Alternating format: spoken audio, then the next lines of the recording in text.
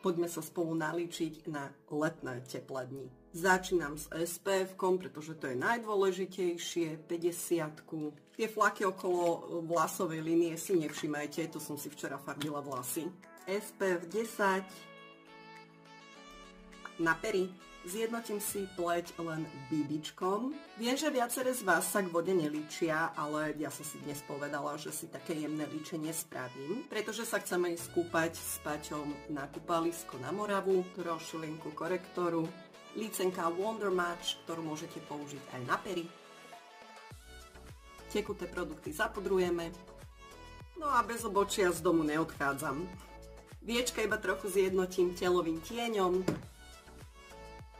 Pridám podkladovú špirálu na myhalnice. Špirála, olejček, fixačný sprej a ja som ready.